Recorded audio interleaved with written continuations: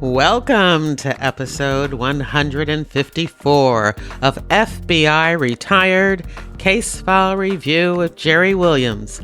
I'm a retired agent on a mission to show the public who the FBI is and what the FBI does through my books, my blog, and my podcast case reviews with former colleagues. Today, we get to speak to former FBI agent Ali Soufan, who served with the FBI for 8 years.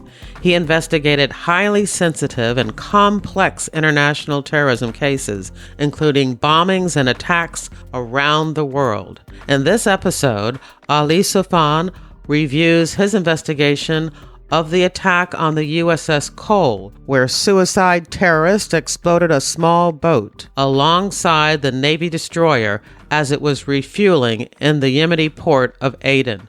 The blast ripped a 40-foot wide hole near the waterline of the Cole, killing 17 American sailors and injuring many more. Ali also discusses the events surrounding 9/11 and his New York Times best-selling book, The Black Banners, the inside story of 9/11 and the war against al-Qaeda. I also ask him a few questions about that 10-part Hulu television series, The Looming Tower, in which he and his work are portrayed. During his FBI career, Ali Soufan was assigned to and later supervised the New York office's Joint Terrorism Task Force, where he coordinated both domestic and international counter-terrorism operations. He received numerous awards and commendations for his counterterrorism work, including the director of the FBI's Award for Excellence in Investigation. Currently, Ali Soufan is the Chief Executive Officer of the Soufan Group and founder of the Soufan Center. He also serves as a member of the Homeland Security Advisory Council.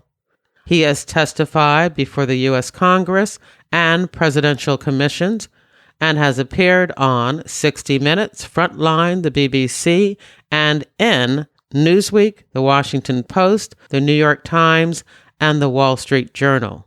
He recently released a second book, Anatomy of Terror, From the Death of bin Laden to the Rise of the Islamic State, which dissects the psychology and inner workings of al-Qaeda and the Islamic State and shows how the spread of terror can be stopped. I am absolutely thrilled to have Ali on the podcast today. Ever since I watched The Looming Tower and interviewed Ray Holcomb in episode 111 and 112, I have wanted to talk to Ali Soufan. I reached out and he said yes. So here we are today. Before we get to the interview, I want my reader team to know that the survey about the new design for a button and sticker for the podcast has ended, and with more than 3 times the vote, number 3 is the clear winner. So thank you so much for that. I put in the order today, and in the March reader team email, I'll let you know how you can get some cool FBI retired podcast swag. If you're not already a member of my reader team, I want to invite you to join. When you join, you get a copy of my FBI reality checklist, which is a list of 20 cliches and misconceptions about the FBI that you find in books, TV, and movies. And you also get my FBI reading resource. Books about the FBI written by the very FBI agents who have appeared on this podcast. My FBI reading resource currently has more than 45 books, crime fiction, true crime, and memoirs. Of course, Ali Soufan's book, The Black Banner, is there. Once a month, I'll also keep you up to date on the FBI and books, TV, and movies. You can join my reader team at jerrywilliams.com or by clicking the link in your podcast app's description of this episode. Thank you. Now here's the show. I am excited to introduce my guest, Ali Soufan. Hi, Ali. How are you? Hi, Jerry. I am so excited because I feel like I know you because I did watch the Hulu series, The Looming Tower, and I have spent the entire weekend reading your book, The Black Banners, which was absolutely fascinating. Oh, thank you. Yeah, and I know you have a new book out, The Anatomy of Terror. Yes. At the end of this interview, we'll have time to talk about that. But I Yep. do want to concentrate this particular interview on some of the cases in the Black Banner, specifically the bombing of the USS Cole. Right. Yeah. I mean, the USS Cole was a very significant attack by al-Qaeda. Al-Qaeda issued the declaration of jihad against the United States back in August of 1996. But their very first overt attack against the U.S. Happened in 1998 at the twin bombings in East Africa, in Dar es Salaam and Nairobi. And the second so-called spectacular attack was against the USS Cole in Aden, Yemen, on October 12th of 2000, while the Cole was refueling at the port of Aden. A small boat with two people on board came close to the ship. They waved. Some of the sailors on deck, they waved back. And when the boat came closer to the ship, they detonated their deadly cargo, killing 17 sailors and injuring 40. And if it wasn't for the heroic efforts of the team on the USS Cole and the captain, the whole ship could have been lost in Aden. So that was a really significant attack by al-Qaeda, and the FBI was the lead investigative agency on the Cole attack. And this is when I went to Yemen to investigate the Cole. Now, at that time, you had only been in the Bureau for just around 3 years. Was this your first deployment overseas to investigate a terrorist attack? Oh, no. I was deployed a few times in 1998 and 1999 and also 2000. So by then, I was overseas probably about a dozen times. I was involved in the East Africa Embassy investigation. My focus specifically was in Europe. You know, Jerry, the conspiracy to further the East Africa Embassy bombing attacks and the bin Laden jihad against the United States came from the UK. Bin Laden had an office in the United Kingdom headed by Khalid al-Fawaz and assisted by two Egyptian jihadis who worked for Ayman Zawahiri at the time, Ibrahim Idris and Adil Abdelmajid Abdelbari. And those guys were sending all the claims of responsibility for the East Africa Embassy bombings. Before that, the fatwa of 1998 that legitimized killing Americans around the world, and also the claim or the declaration of jihad of 1996. So when the East Africa Embassy bombing took place, we needed to dismantle the European network starting from the UK. And I was the lead on that. And then later on, we were able to go around in Europe to different places, to include Italy and Albania, and dismantle the terror network over there. So that was kind of like the conspiracy dimension of the East Africa Embassy bombing investigation. Also, in between, we had a couple of disruption plots, recruitment in places like Pakistan, Morocco, different areas around the Middle East. In 1999, I was the lead on the Millennium Operation in Jordan. Al-Qaeda at the time were planning to attack hotels in Amman, but also border crossings with Israel. And also, as part of their plot, they were aiming to assassinate the Pope, John Paul II, during his visit to the Holy Land when he was planning to do baptism, I believe, in the Jordan River. And again, we worked very closely with our partners in the intelligence community and the Jordanians to disrupt the plot. 15 people were arrested. And a lot of explosives and weapons and detonators were also found during that operation. So by the time I went to Yemen, I think I had a lot of different deployments overseas mostly focusing on the war against al-Qaeda and its network. I asked the question because when I think about my own career, which I think was pretty good, I look at what I was doing 3 years in and the comparison of the responsibility and experience that you had acquired by then is really astounding to me. But now I understand. Now I get why when the bombing occurred, the bombing of the USS Cole occurred, that you were chosen to be deployed as the case agent. Could you tell? I call myself the Forrest Gump of counter-terrorism of the FBI. You always seem to end up someplace near one of the major events. That's what it sounds like. Yeah, I think I was either I was so lucky or so unlucky. I don't know.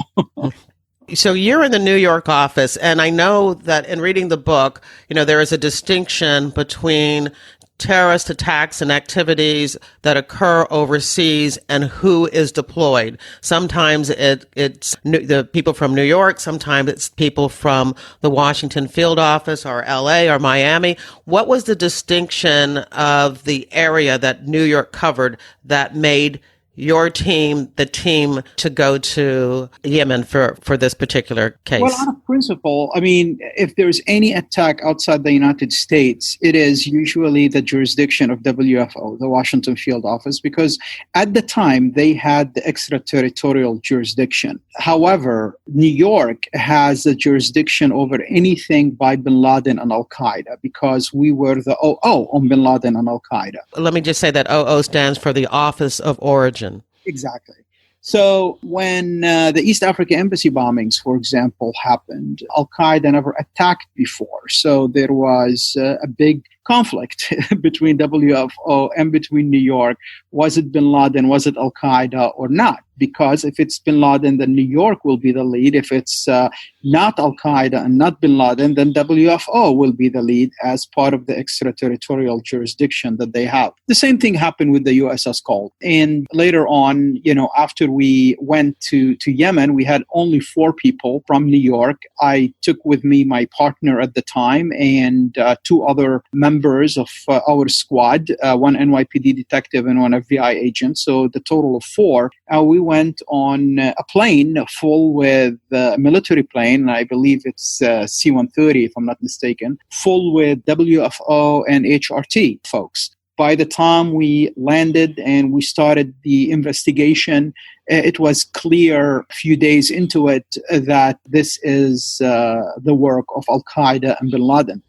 And we start having more and more people from New York coming over and joining us. And many of the colleagues from WFO went back.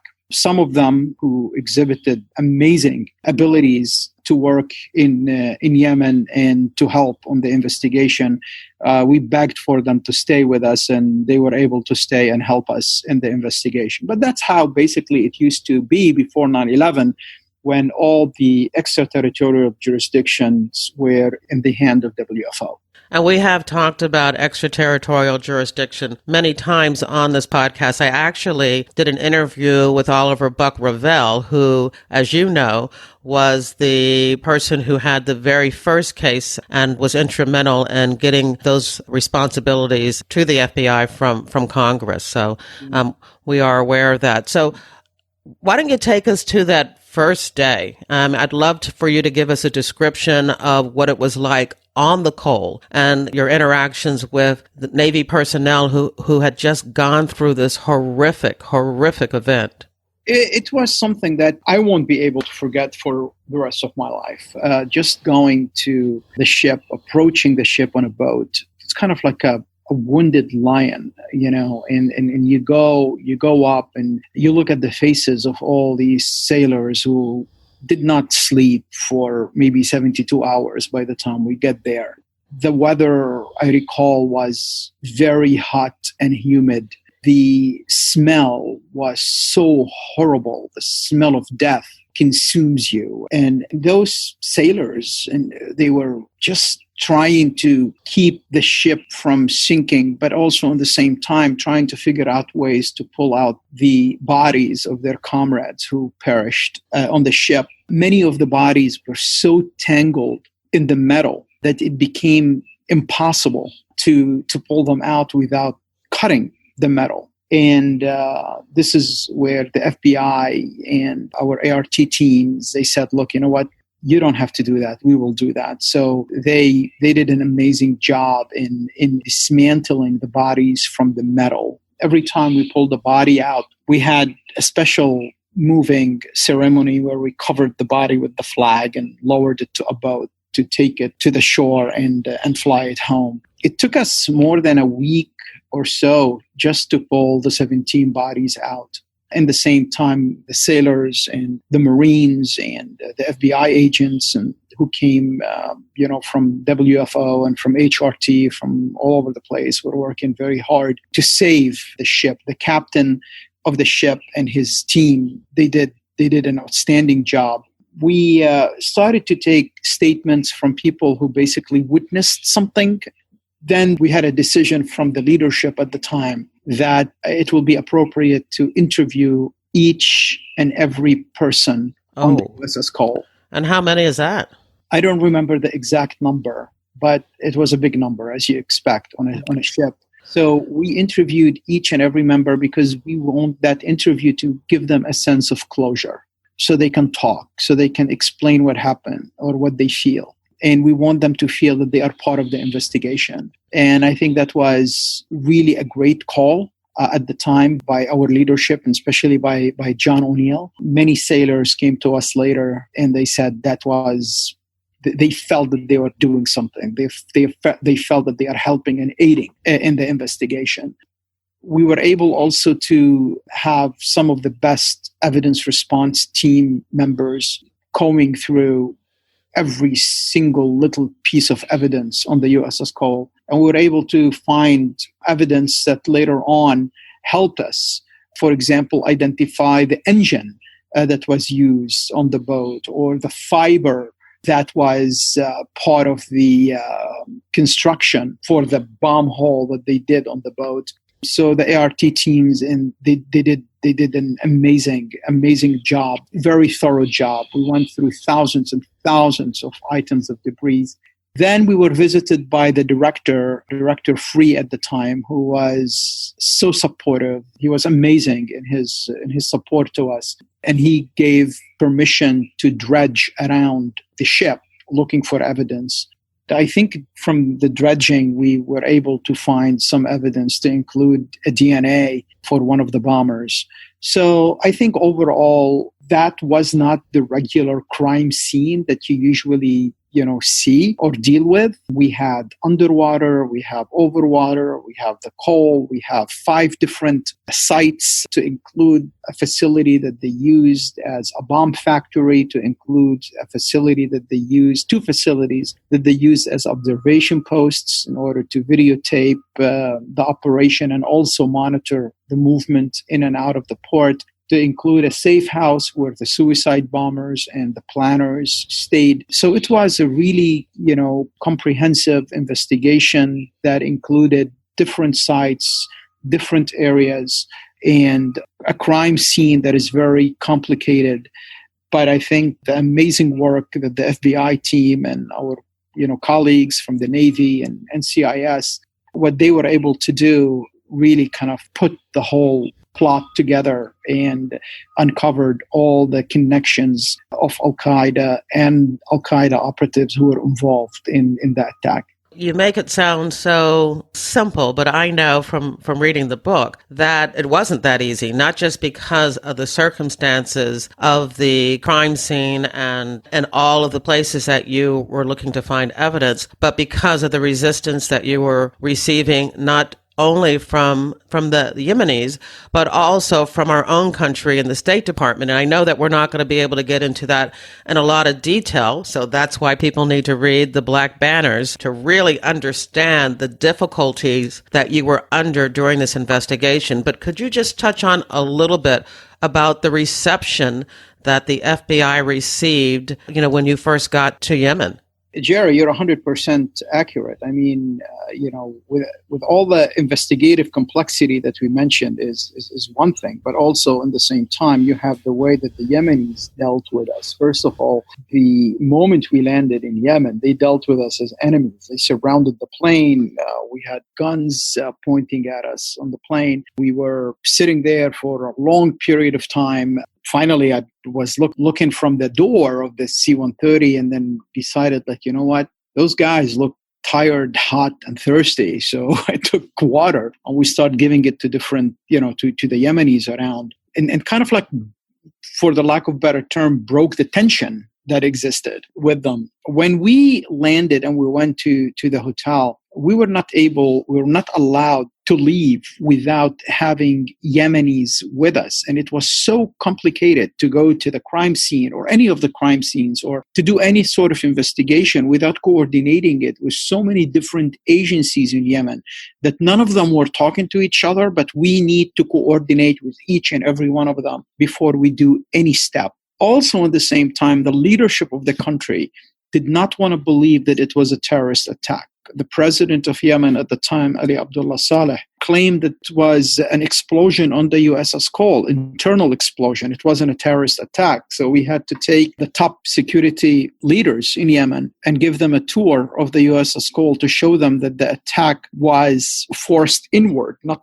outward. So it was an outside bomb. So it was so difficult. And even when we convinced them that it was a terrorist attack, we convinced them that it's two people on a boat based on the statements of the witnesses that we took that came closer and detonated their boats, their bomb close to the Cole. Even when that happened, I remember we were in the conference room of the Aden Hotel. And on one side, I was sitting with John O'Neill and some other leaders from the Bureau and David Kelly, who was a United States Attorney, the AUSA at the time, from the Southern District of New York's office. And I remember the Yemenis said, okay, no, we now know that it is a bombing, two people on a boat. Unfortunately, there is no case because these people are dead and there is nothing to investigate. So this is how we had to operate under very difficult conditions by the host government, who did not want it to believe or did not want it that it was a terrorist attack. And even when we proved to them it was a terrorist attack, they didn't want it to cooperate, and they were trying to find every reason not to cooperate. Also, some elements of the Political Security Office, which is the intelligence division of the Yemeni government, and specifically the head of the PSO in Aden, was really sympathetic to al-Qaeda. At one point, when we had people, I was interrogating one person who helped them get fraudulent documents, and they didn't expect that guy to start talking. When he started talking and giving us details, I was in the interrogation room with an FBI colleague, Andre Corey, and suddenly one of the PSO guys ran out of the room. He brought the head of PSO in Aden to come down, and basically he told him that guy is talking. So he goes in and he slapped him in front of us. Like, how dare you talk to them? They didn't want people to talk. So when we had even top leaders of al-Qaeda and we were interrogating them over there and they still started to talk, that guy, the same guy, comes in and he said, okay, now we need to stop the interrogation because it's time for prayers, and try to remind these guys not to cooperate. However, against all these odds, we were able to get significant intelligence. We were able to get information that went way beyond just the attack on the USS Cole. And as you probably read in the Black Banners, information that could have, if handled appropriately by others, could have prevented 9/11 from happening, specifically the meeting that took place in Southeast Asia that was the main subject of the 9/11 Commission report. Right, the $36,000. Exactly. Yeah. Well, let me ask you, the reception that you're receiving from the Yemenis, how did that differ from the other deployments when you went to Nairobi or when you went to Jordan? Were you received better and assisted in the investigation of those terrorism attacks? Absolutely, day and night. I mean, so why? Why the difference? Well, I think we didn't have good relationship with the Yemenis. Remember, Ali Abdullah Saleh was one of the Arab presidents who sided with Saddam Hussein after the invasion of Kuwait.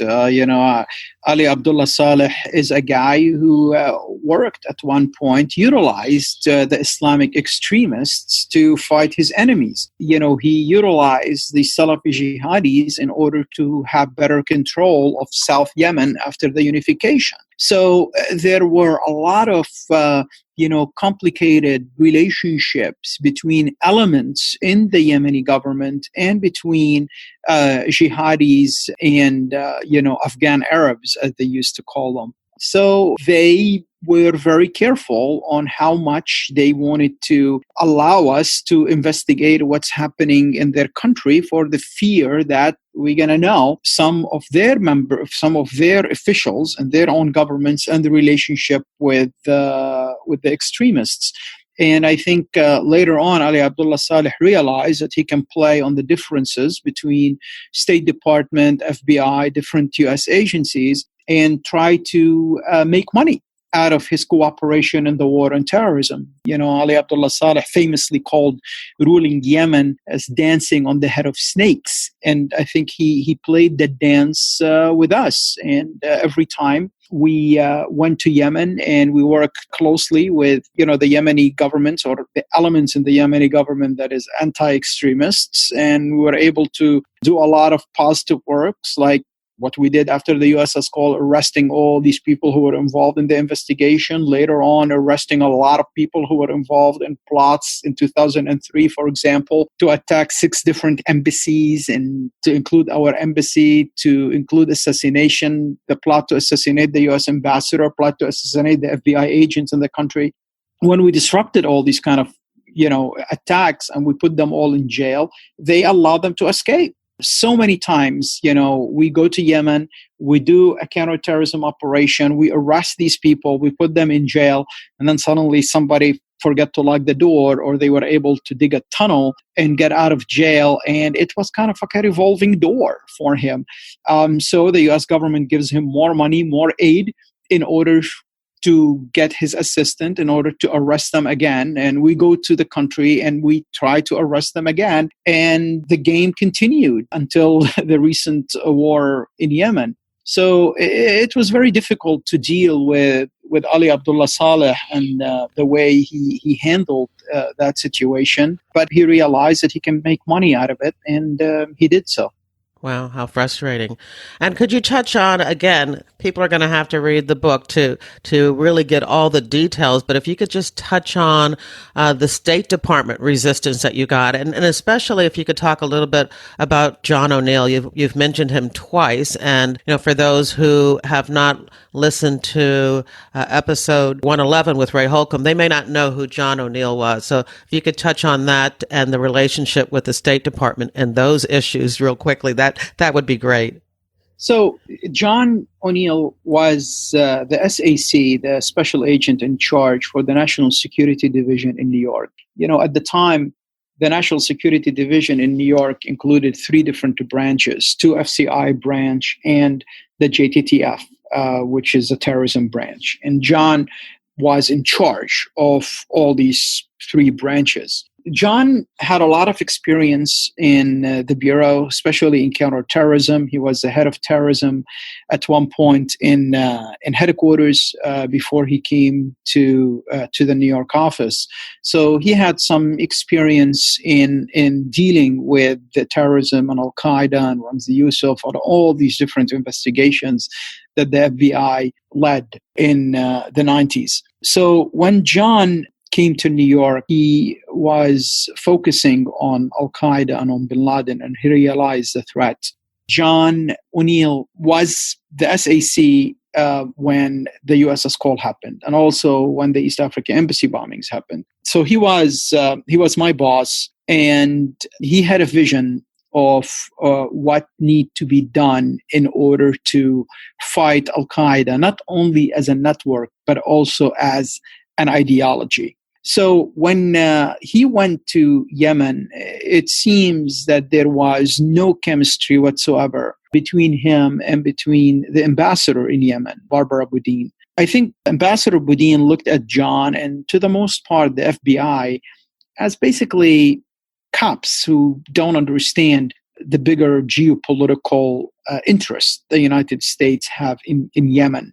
John looked at Yemen as a place where there was a crime that took the life of 17 sailors and a government where many members are in bed with the bad guys. And his views were very different than Ambassador Boudin. The ambassador wanted to assure the Yemenis that the FBI are not there to take over the investigation, are not there to threaten them in any way, shape, or form, but to work with them in order to solve the case. And John delivered the same message, but I think the problem happened with how do you deliver that message? Ambassador Boudin wanted to deliver the message that we trust the Yemenis to secure us. We don't need to have, for example, long guns, in our convoy in a country that everybody has at least 3 or 4 different AK-47s, statistically speaking. So it was very difficult for the Bureau and for NCIS to make the point that, this is really, we're operating under threat conditions here, and we need to have protection when we move around. So these kind of things created significant tension.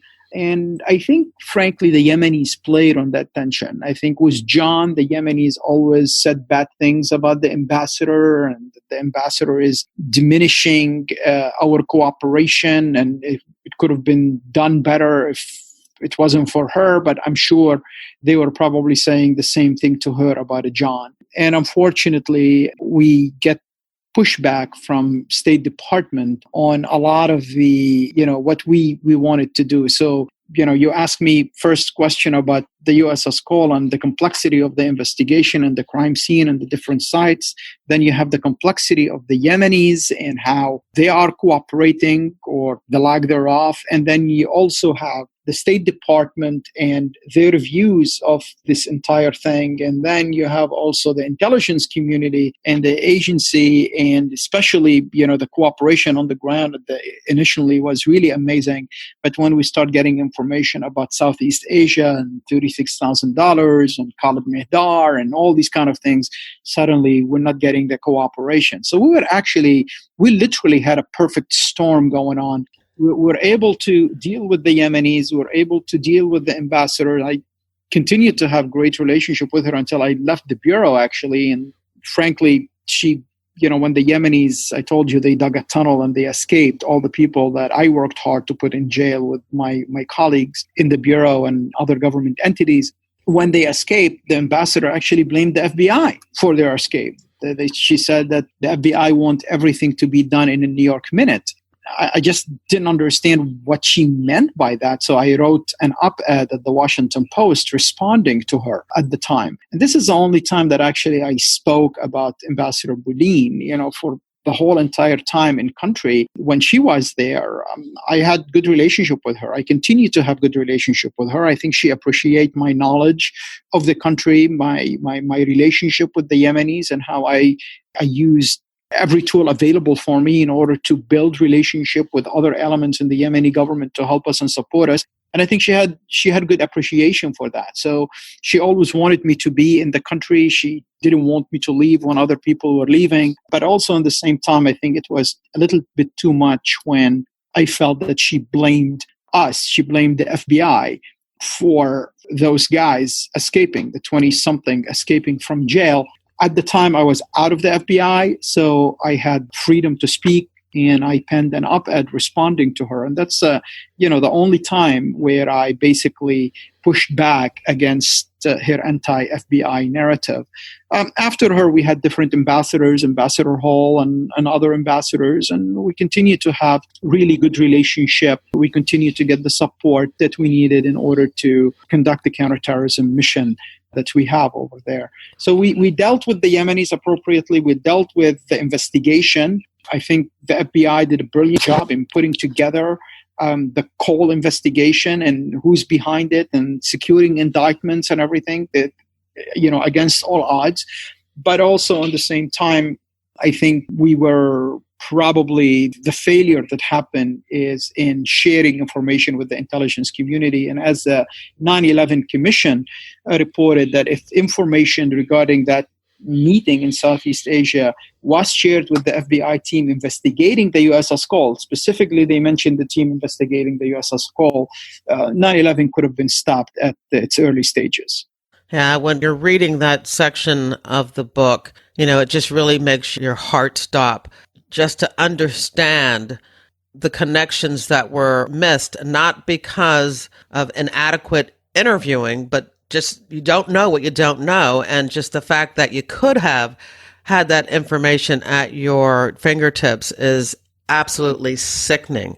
Well, I think the person that I was interrogating, one of the leaders of al-Qaeda, Fahd al-Qussa, and he mentioned about taking the money, the $36,000, to deliver it to Southeast Asia.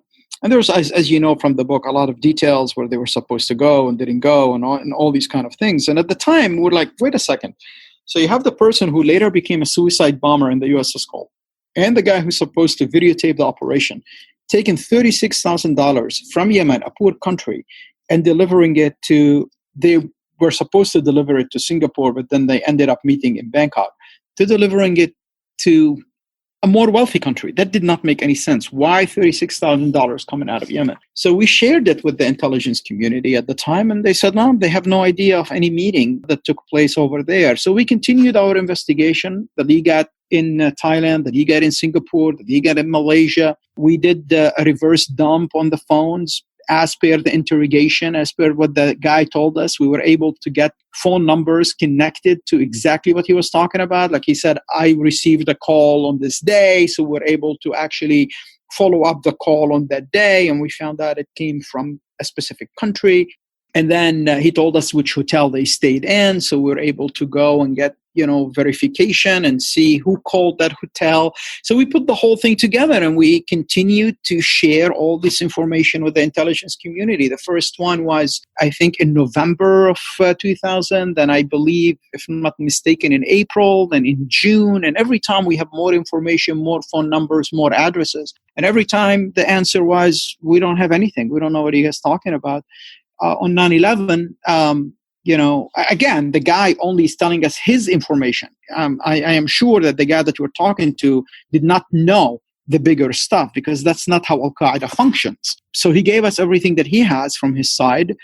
And on 9/11, on 9/12, I was handed a manila envelope in Yemen with basically everything that we have been asking for. And all these numbers, people were on these numbers. They listened to, they have surveillance photos of people at these locations. And it was a couple of the hijackers meeting with al-Qaeda leaders. And we believe the $36,000 were delivered in order to be the seed money for the 9/11 operation.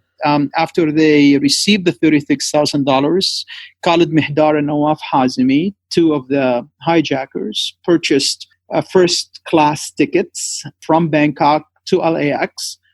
And they started their base in San Diego at the time. So that gives you an idea about why the 9/11 Commission mentioned if that information was shared, 9/11 could have been stopped at its early stages. And also the CIA's own Inspector General report, I think the very first finding, concluded that information was not shared with the FBI on timely basis. It was shared after 9/11. It was too late. And when you received this envelope with all of this information that you had been asking for and were told that it didn't exist, when you finally receive it the day after 9/11, what are you thinking? I mean, at the time, it was so difficult. It was kind of like, I cannot even explain it. The only thing I did is I literally went to the bathroom in the embassy and I just threw up.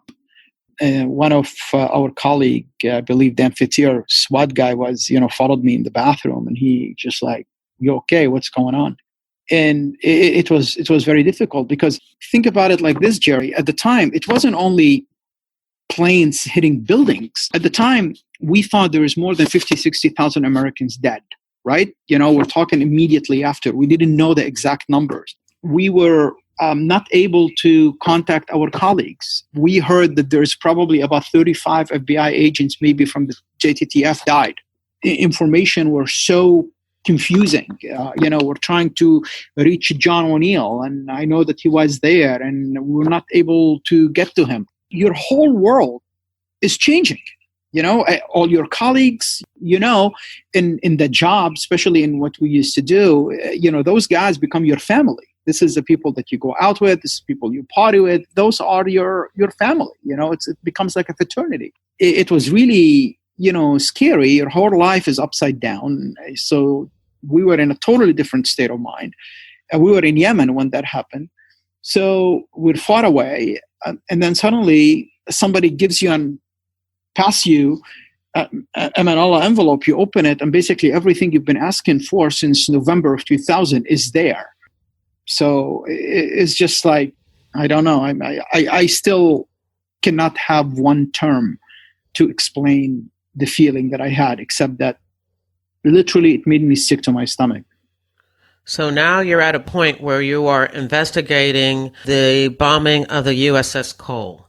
And now you learn the connections between that tragedy and this brand new, unbelievable tragedy that we've never seen before, 9/11. Now, I've read in Ray Holcomb's book and things that I looked at, in newspaper articles, and of course your interview on 60 Minutes, but people call you a masterful interviewer. That's where you have unbelievable skills and experience, being able to talk to people in a way that shows empathy, respect, and kindness, that allows you to manipulate key information. And so at that point, so you're going back now, I guess, at this time and re-interviewing everyone that's in custody in Yemen that has information, trying to develop that connection with 9/11 and al-Qaeda. So could you tell us about that? Well, I think a lot of my FBI colleagues are very kind in their description. I remember Ray was with us at the time. He was part of the SWAT contingency that provided security for the team when 9/11 happened. So we were in Yemen re-engaging, trying to finalize some of the leads on the USS Cole, and Ray was with us, and then he stayed after 9/11, him and a couple of other agents, in order to follow up with the leads. We were evacuating Yemen, and we were tasked by headquarters for me and another agent to stay in Yemen. And at the time, we were frustrated. Everybody was already, I remember, in Sana'a on an Emirate flight going to Dubai, because Sana'a was very dangerous for us to stay there. So we set up a secure satellite communication literally on the runway, talking to headquarters. And they said that I have to stay in Yemen. And I was really frustrated. I'm like, you know what? The call can wait. We're being attacked home. They said, no, go to the embassy, and the agency will tell you they have some information to share with you. And this is when they gave me the information. So at the time, Ray and Dan and other guys, a couple of other guys, they said, no, you know what? If you're staying, we're staying. We're not going to leave without you. So our number one goal was now, after the agency shared that information with us, is to go back to the person who gave me all this info and intel about that meeting. I'm trying to figure out if these guys were, what else does he know, basically? Can he identify these photos? Were these people at the meeting? Did he see them over there? Because we're trying now to connect the attack to al-Qaeda. I think I believe I interviewed him. He was in Aden. We had to bring him back to Sana'a. So I didn't interview him until midnight that day. And he basically wasn't happy about being moved from Aden to Sana'a. It took a while to calm him down. And we talk about what happened in New York. He heard about it. I don't think he was upset with it. I think he was pretty happy about it. But he didn't believe that al-Qaeda was behind it. We showed him some of the surveillance photos that I talked to you about, and he was able to identify a person by the name Khalad in these photos as the person that he delivered the $36,000 as the same person that he told me about before that tasked him to take the money to him in Southeast Asia. Also, in this, we showed him photos. At the time, we were getting photos, lots of different photos. We had dozens and dozens of photos of people who we suspected to be involved. Some of these folks were Sikh, in heaven's sake. So, but, anybody who got arrested, anybody who were suspicious, people were taking their photos and sending them to us. So we went through a photo book, and he identified one person as, I think, an Emirati guy, Marwan Shihi, who he met in Kandahar at the guest house. And I remember before, in February of the year before, or February of 2001, when I interrogated him, at one point he mentioned that the emir, or the person in charge of that guest house, was bin Laden's personal bodyguard, Abu Jandal.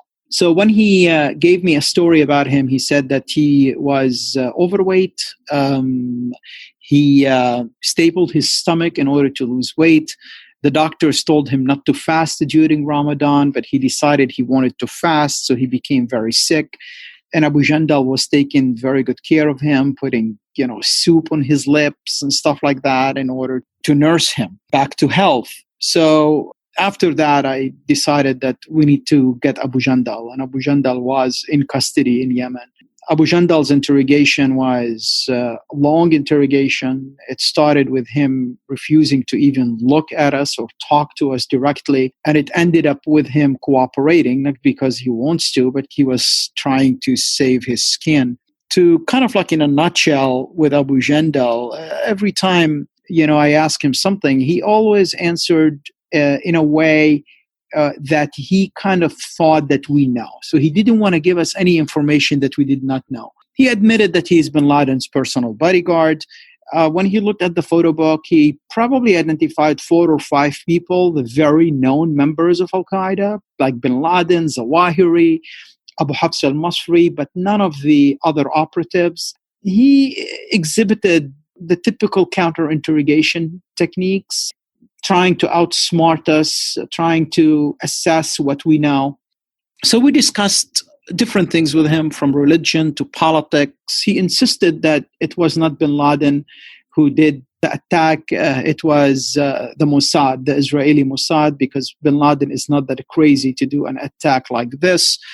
We went through the photo book a couple of times. Again, didn't want to... Let me interrupt and ask you, did you believe him? Did he really not know that al-Qaeda and bin Laden were behind the 9/11 attacks? Yeah, at the time he did not know, because he was away from al-Qaeda for about a year before the attack.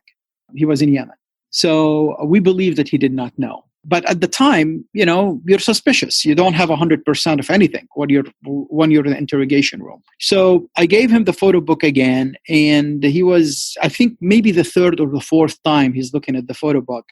And then he went to a photo of a Shi'i. And remember now, the only thing that we know is that photo of a Shi'i that he knows for sure, because the guy, Fahd al-Kuso, told me about that, So he flipped the photo again. So I kind of like joked with Bob McFadden from NCIS, who was with me in the interrogation room. He said, I told you. And Abu Jandal didn't know, he felt outside of the joke. He didn't know, like, what did you tell him? What's going on? I said, well, basically, I told my buddy here that you're full of shit.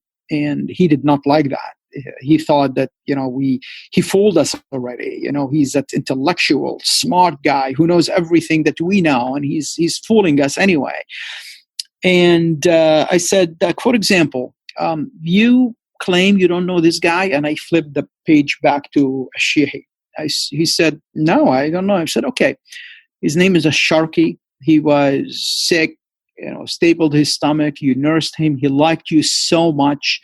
He appreciated the way that you were putting soup on his lips. The description that given by Fahd. So you want to tell me you don't know him, but he knows you? Now it's a bluff.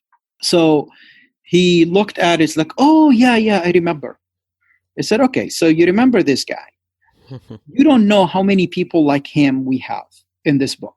You don't know how many people are like me, who probably went undercover in al-Qaeda. You met them as brothers, but they are CIA or FBI, and they are in this photo book. You don't know, because he never thought that somebody like me can be an FBI agent. It didn't even, register at the very beginning with him. I said, you don't know how many people are in jail or in custody and they are talking, or how many people are sources, or how many people I have no idea who they are. I have no clue. But I'm not going to tell you which one is which, because this is how I know when you're telling the truth and when you're lying to me. And so far, you've been lying to me. So he went back and he identified a lot of people, to include 8 people that we had no idea who they were. But later we confirmed that all of them were hijackers. He gave us their nationalities. He gave us all their details, information that we did not have at the time. And he knew all of these people from his association with bin Laden and al-Qaeda. He trained some of them. He was in charge of some of them. So we didn't tell him anything. We put it aside, and there was a newspaper on a table, the room, the office where we were talking to him. And it said, I think if I'm not mistaken, 500 or Yemeni perished on the World Trade Center. And it was not true, but everybody thought more people were killed at the time. So I said, what do you think about this? Those are your countrymen. Those are all Muslims. What do you think about, them being murdered like this? And he said, well, why are you asking me? This is a Mossad. Bin Laden didn't do it. I said, no, Bin Laden did it. He said, how do you know Bin Laden? I said, because you told me.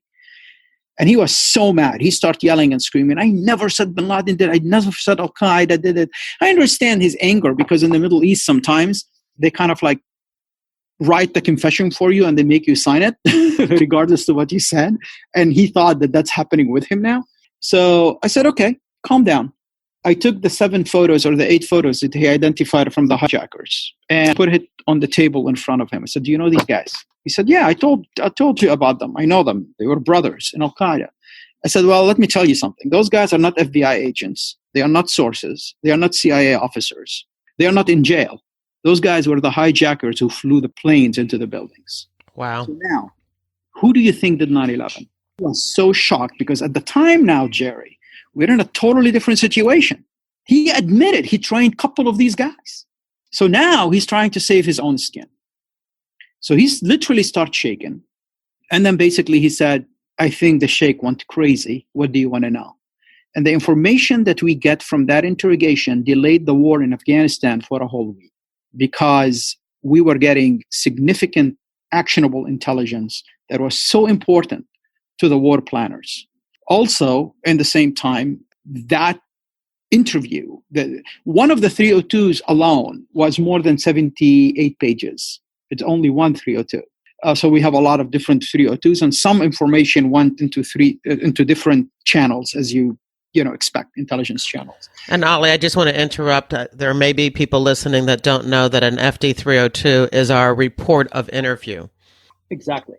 So this is how we basically knew without reasonable doubt, as they say, that bin Laden was involved in 9/11. The information immediately was sent to the White House and to State Department. The State Department shared it with the Arab leaders and Muslim leaders, to include Musharraf of Pakistan and Mubarak of Egypt and the Saudis and others, because we're trying at the time to get support for the war in Afghanistan. So we had to prove to them that al-Qaeda was behind the attack, and it was the information that was generated from that interview and other interviews in Yemen that linked many of the hijackers to al-Qaeda. We did not know, for example, Muhammad Atta was an Egyptian, but Jandal told us he's an Egyptian. His name is Abu Abdurrahman. And he gave us a lot of details about him. So I think this just gives you an idea about what was happening in the interrogation rooms, and how a combination of a lot of knowledge of the case. With interrogation, you have to do your homework. And in order to be able to bluff an individual that you're interrogating, sometimes you better know every single detail of every single circumstantial evidence that you have. And know how they think and know how they operate, and try to put the puzzle together in order to make that bluff that either gonna make the case or break the case sometimes. And I think it's hours and hours of work, reading, of being part of these investigations for the last few years. I mean, one of the reasons that I was able to get the cooperation of Fahd al-Qusso, a guy that nobody was able to get his cooperation before, was basically at one point in the interrogation, Fahd literally looked at me and he said, "Now I remember, I saw you in Kandahar." He thought that I was an undercover in al-Qaeda. He said, "I saw you at the guest house in Kandahar." So I smiled and I kind of like said, "Yeah, whatever." Didn't say anything, like smiled. And now he's thinking, okay, so he was in Kandahar. What does he know during the time period? Well, guess what? Any information that he's giving me is good because it's filling a gap that possibly we have. But that's how you do it, like. I heard that this is called the Ali Soufan rule of informed, intelligent interrogation. You have your own interview technique named after you. Well, I learned that this is, it's not mine. I learned it from senior agents that I worked with. I learned it from AUSAs who are doing proffers, as you know, in the Southern District of New York, like in many other districts, but especially the Southern Districts, we have some brilliant AUSAs. So, you learn that, as you know, in the academy, they don't teach us much about interview and interrogation, but you learn that. And the most important thing is knowledge.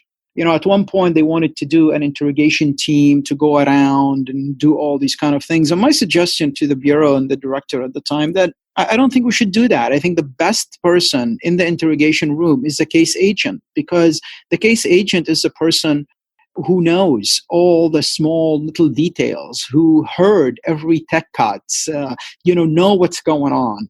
They need to be involved. They need to be involved in that interrogation. You can't just bring someone from, Washington Field or New York and send them to San Diego to interview a person when the agents, she or he has been working on this case for many years and they know all the details, because it's the knowledge of the case. It is the knowledge of the small little things that a lot of times don't mean anything to anyone. I mean, I took hours and hours learning about all the members, who's married to who hates who likes who, what is the relationship between this guy and this guy. So sometimes when you're interviewing and you say, well, this guy, the Sudanese, is like, which one? I said, the one who's married to the wife of the Tunisian who was killed on the front line. It's like, oh, now I know the name, but I tell him that just for him to know that I know the relationship. Then I remember, I'm talking about Abu Khabbab. Like, oh, yeah, Abu Khabbab. Then he started realizing that it's not only like superficial knowledge, it's deeper knowledge. And this is when you start getting to the meats of things. Right. And an interrogation team that flies in is just not going to know any of that. And this technique that you're talking about plays out not just in terrorism investigations, but in drug cases and corruption cases and kidnappings and, bank robberies, all of the things that the FBI does. Absolutely, Jerry. And I used to say all the time, and when people were telling me about, interrogation and send the team, I said, look, if you send me, for example, to interrogate a guy from Chinese organized crime or the Gambino family, I said they will do circles around me. I won't be able to get anything from them because I don't know the case. I don't know the families. I don't know the links. I don't know the network. I think knowledge is the cornerstone of a good interrogation. One of the things that I want to make sure that we understand is the conclusion of your investigation of the bombing of the USS Cole, because now you're talking about how that kind of morphed into an investigation of 9/11.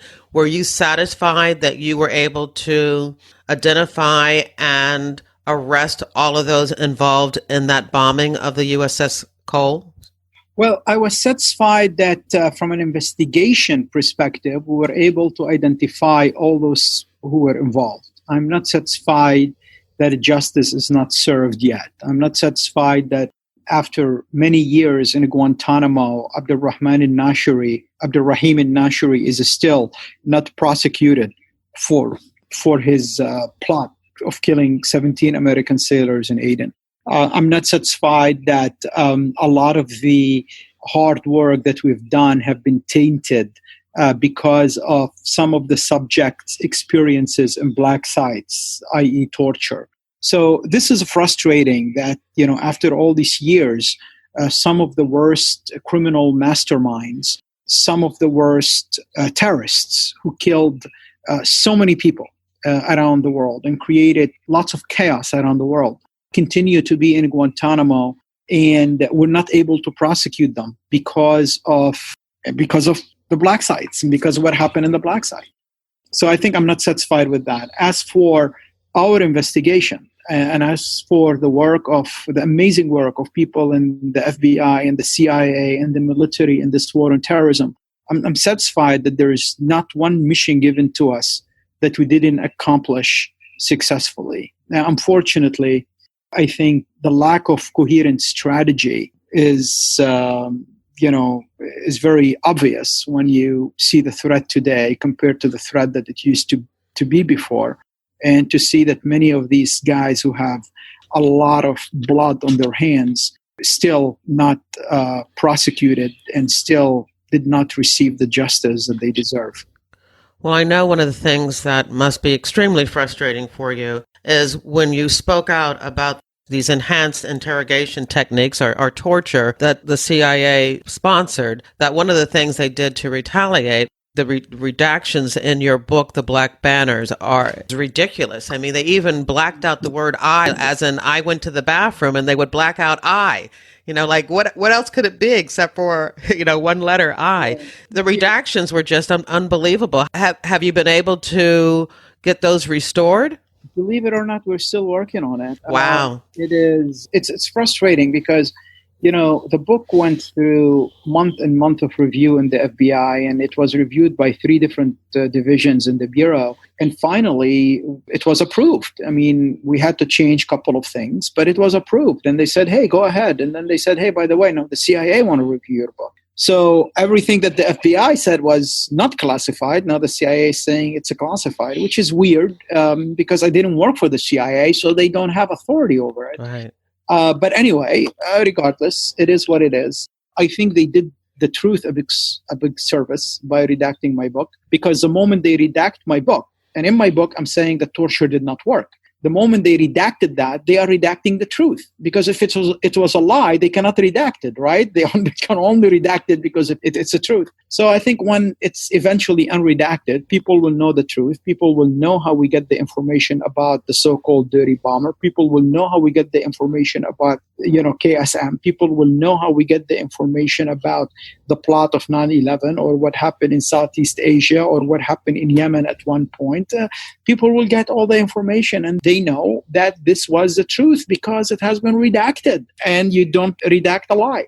Well, eventually, towards the end, I always like to look at the glass half full, not half empty. And I think the arrogance and the hubris in dealing with the black banners is hopefully something that's going to be positive down the road in exposing the lies and outshining the truth.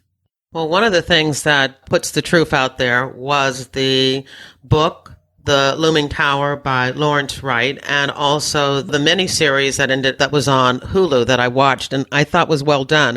But I have to ask you, what did you think about the series, and what was it like to have someone play you? I have to tell you, the actor who played you was so good. I kind of had a little crush on him. He was so I will vulnerable. Yeah, please do. Yeah, I think Tahar did a phenomenal job, and I think overall the Hulu series kept true to the spirit of the story. Definitely, they put some drama here and there. The firefight in the street and through the apartment complex, I thought, was a little over the top. Yeah, I mean they put some drama, but that's normal with with Hollywood. But when it comes to the spirit of the story, I think they kept true to their word that they wanted to stay factual. I think it's always weird for me to watch it because as a person who lived through a lot of these kind of things, know many of these characters, I kind of would like to, in our mind, especially as FBI agents, we kind of have only the facts, right? So we don't have place for the drama. We don't have place for exaggerations. We don't have place for any of these kind of things. So every time I see it, it's kind of like you see that the graph is going, crazy up and down. Like, no, that's not exactly what happened. I'm the worst person to watch the series with. But overall, I think I agree with you. They did a good job. All right, so we're coming towards the end, but one of the important things I think that we need to talk about is when you joined the FBI and why you joined the FBI. Could you give everyone a little bit of your background, how you became an FBI agent? That's actually a funny story because law enforcement or intelligence wasn't part of any of my plans. I wanted to be in academia. I wanted to do my PhD in international relations and teach. And I wanted to have an academic life, stay in college for the rest of my life. That was my plan.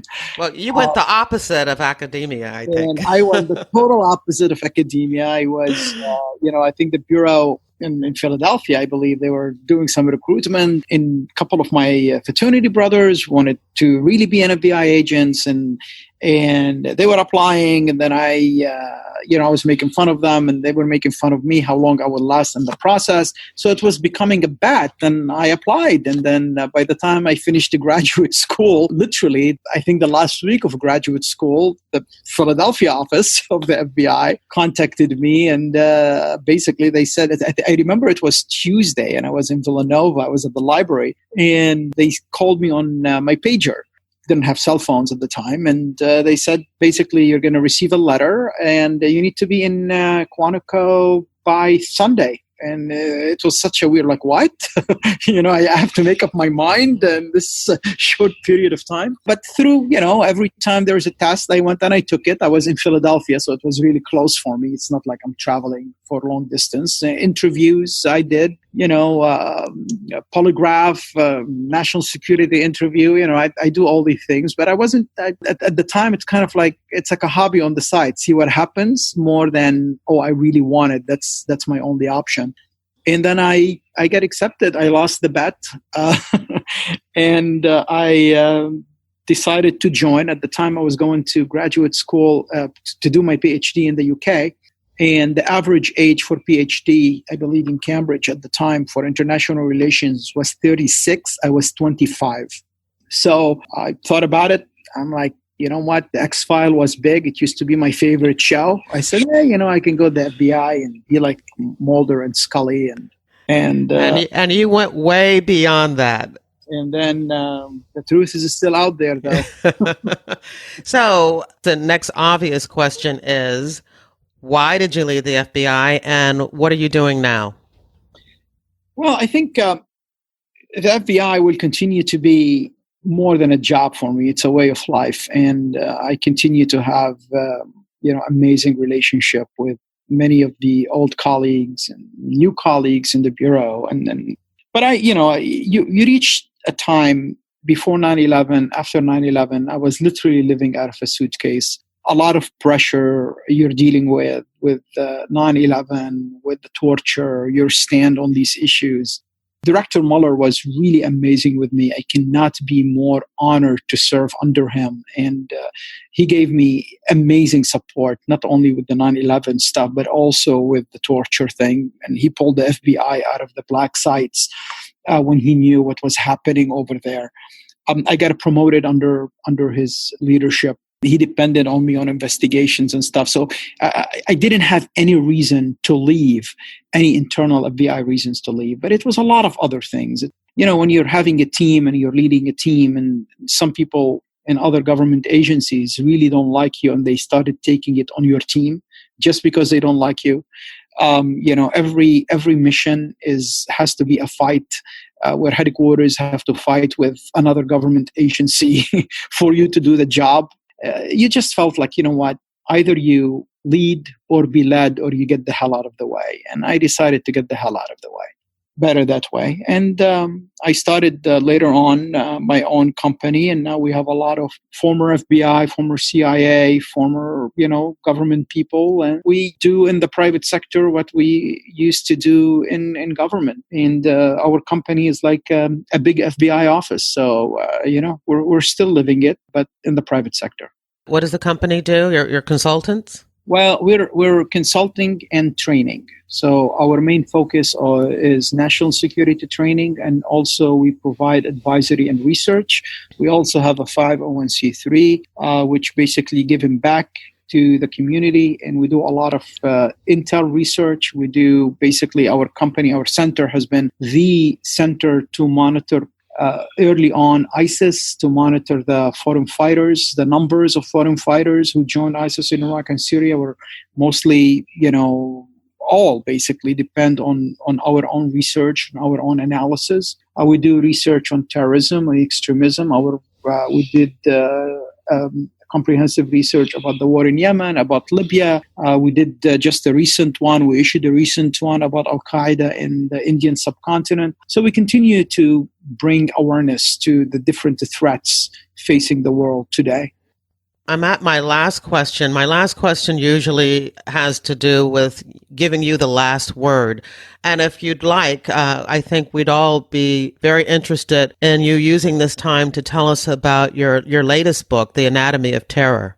Oh, yeah, thank you. I mean, it's different than the Black Banners. The Black Banners was basically how the investigation evolved from 1996 until 9/11, and all the events that took place before 1996 that kind of lit the fire to the Bin Laden movement. Anatomy of Terror is a little bit different. It sees everything through the eyes of Bin Laden and his main lieutenants, and it shows why after about $6 trillion that we spent on the so-called war on terrorism, al-Qaeda on the eve of 9/11 had 400 members, and now they have thousands and thousands of people across the Middle East. Look at the thousands that they have in Idlib in Syria, or the thousands in Yemen, or look at the Shabab movement in Somalia, or AQIM, the al-Qaeda in the Islamic Maghreb, in the Sahel region. Look what's happening in Mali. Look what's happening in Nigeria. The Salafi jihadi movement is on fire all over the Muslim world. ISIS, remember, used to be al-Qaeda branch in Iraq. So what happened? And in order to have a better understanding, rather than lecturing about history and about national security and tactics and strategies, I just wanted to explain everything that happened through the eyes of the terror masterminds, of Osama bin Laden after he lost Afghanistan. What was going through his head? How was he communicating with his commanders? His relationship with his family and his wives. And he had 4 wives. So his relationship with his commanders, what was his instructions to them before the Arab Spring versus his instructions to them after the Arab Spring? After the Navy SEALs bullets took him down, how did al-Qaeda handle his death? Who took over as an interim leader? A guy by the name of Saif al-Adl, who's virtually involved in every single terrorist attack al-Qaeda did over the years. How Saif al-Adl was able to obtain the loyalty of all the different affiliates for al-Qaeda to the leader Ayman Zawahiri, who's currently the leader of al-Qaeda. And then the personality of Ayman Zawahiri that goes back to the 50s and 60s in dealing with the jihadi movements in Egypt and so forth. So what about him? What about his personality? What about his relationship with other commanders? How is he being viewed in al-Qaeda? And why his weak personality resulted in the division of al-Qaeda's branch in Iraq, which became later ISIS, and how did that branch came to be?